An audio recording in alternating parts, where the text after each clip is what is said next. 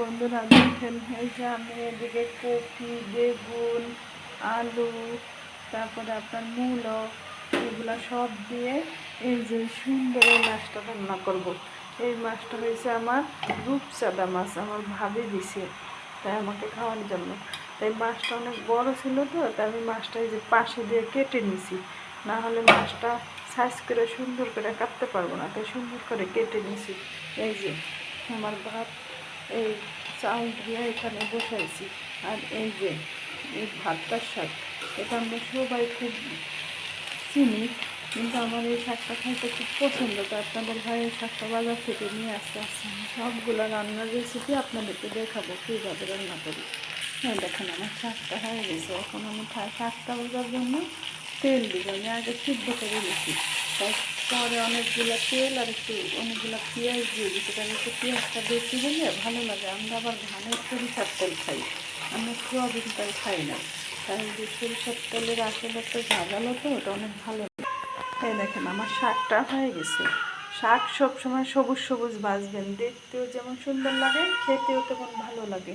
আর এই যে দেখেন, আপনার ভাই আমাকে মাছ ভাজার জন্য এই জিনিসটা কিনে দিছে।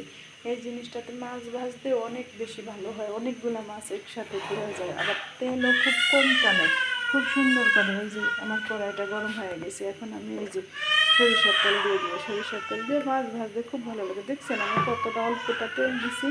আমি আবার কী করি, মাছের সাথে লবণ, হলুদ এগুলো মাখাই না, আমি তেলের সাথে দিই। এই দেখেন, আমি মাছ ভাজতে হইলে এইভাবে লবণ দিই কড়াইয়ের উপরে, আর এই যে এইভাবে একটু হলুদ গুঁড়া দিই। তো আর আপনার হয় না, হাতের সাথে হাতটা হলুদ হয় না। এই যে দিয়ে দিলাম, মাছের সাথে হলুদ মাখাই না, আমি এভাবে মাখাইয়া তারপরে ভাজি করি। এই যে আমি সবসময় এইভাবে ভাপ দিয়ে তরকারি রান্না করি, খুব সুন্দর হয়। এই দেখেন, আমি হলুদ গুঁড়া, মরিচ গুঁড়া, ধনিয়া গুঁড়া, জিরার গুঁড়া সব দিয়ে তরকারিটা একটু কষাই নিই আমার সাদা মাছটা রান্না করার জন্য। দেখছেন কি সুন্দর একটা কালার চলে আসছে। এর ভিতরে আমি দিয়ে দিব এর ভিতরে দিয়ে দিব ওই যে ভাপ দেওয়া, এই যে ভাপ দেওয়া সবজি। দেখেন আমার তরকারিটা হয়ে গেছে। এই যে আমি এখন কাঁচা ধনিয়া পাতা দিয়ে দিচ্ছি। তরকারির কালারটা সেই সুন্দর আসছে, খেতে অনেক মজা লাগবে। আমার ভাবে আমাকে অনেক ভালো জানে, আমার মেয়েদেরকে অনেক কিছু দেয়। তারপরে এই যে আমাকেও এই মাছটা দিয়েছে, আমি পছন্দ করি, তাই এই যে দেখেন আমার তরকারির কালারটা সেই সুন্দর আসছে।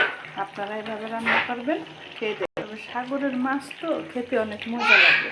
এই যে দেখছেন কালারটা অনেক সুন্দর লাগছে। কিন্তু আপনারা একটা জিনিস ভুল করবেন না, ধনিয়া পাতাটা কখনো আপনারা করবেন না, সিদ্ধ করবেন না, এরকম সবুজ সবুজ রাখবেন, দেখতে ভালো লাগে, খেতেও ভালো লাগবে। আমার রূপচাঁদা মাছের তরকারিটা কেমন হয়েছে আমাকে কমেন্টে জানাবেন।